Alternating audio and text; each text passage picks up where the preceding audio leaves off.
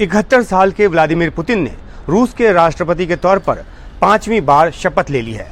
मध्य Moscow में राष्ट्रपति के सरकारी आवास और कार्यालय क्रेमलिन में शपथ ग्रहण समारोह का आयोजन किया गया।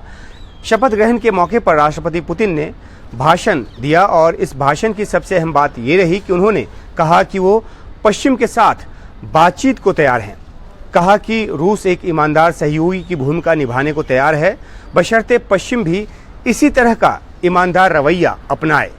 अगर पश्चिम के जो देश हैं वो रूस के विकास में बाधा डालता रहा, यानी कि जो पाबंदी जिस तरह की लगाई गई है वो उसके परिप्रेक्ष्य में बात कर रहे थे, तो अगर ऐसी कोशिश पश्चिम की तरफ से चलती रही तो फिर बात नहीं बनेगी।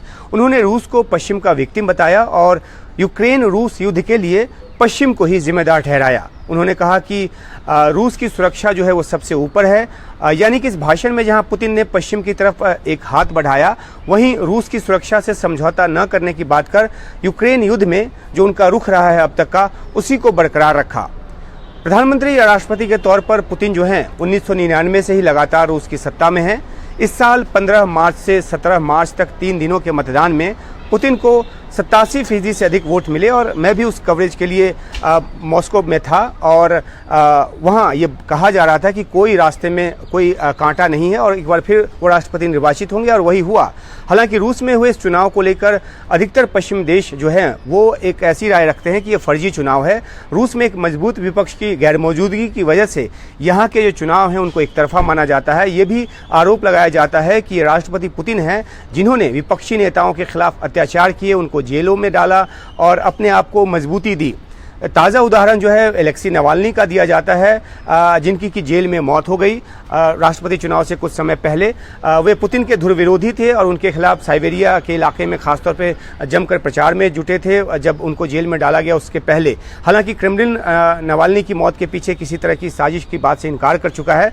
नवाल्नी तो राष्ट्रपति के उम्मीदवार नहीं थे, लेकिन 2 ऐसे उम्मीदवार जो यूक्रेन के साथ युद्ध के खिलाफ थे, उनका नामांकन जो है वो बताया जाता है कि तकनीकी आधार पर रद्द कर दिया गया और इसे लेकर पुतिन पर उंगली उठाई गई। यूक्रेन पर हमले की वजह से राष्ट्रपति पुतिन की जो लगातार है वो आलोचना होती रही है, पश्चिम के देश खासतौर पर। इस वजह से राष्ट्रपति पुतिन को जो है वो देखना नहीं चाहते राष्ट्रपति के तौर पर।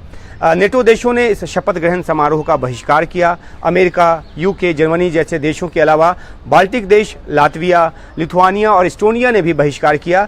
चेक रिपब्लिक के साथ साथ यूरोपीय यूनियन के भी कई देशों ने इसमें इस शपथ ग्रहण समारोह में जो हिस्सा है वो नहीं लिया, इसमें शिरकत नहीं की, जबकि फ्रांस, हंगरी और स्लोवाकिया के राजदूतों ने इसमें हिस्सा लिया।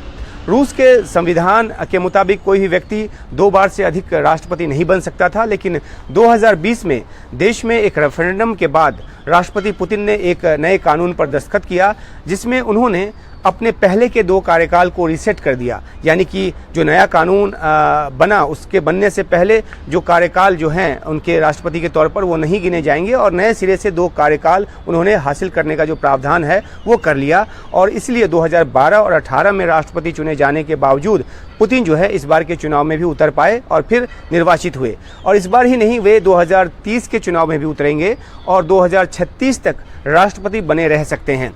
पुतिन की जो उम्र है, जैसा कि शुरुआत में बताया, अभी 71 साल के हैं और वे सोवियत संघ के समय के स्टालिन जिन्होंने कि 29 साल राज किया, उसके बाद सबसे लंबे समय तक 24 साल तक पीएम या राष्ट्रपति के तौर पे रूस की सत्ता पे काबिज रह चुके हैं। और ये कार्यकाल पूरा करने के बाद अगले 6 साल में राष्ट्रपति बने रहने के बाद वे स्टालिन के रिकॉर्ड को तोड़ देंगे। तो एक बार फिर से वो 5वीं बार राष्ट्रपति बन गए हैं और इस मौके पर उन्होंने काफ़ी अहम बातें की।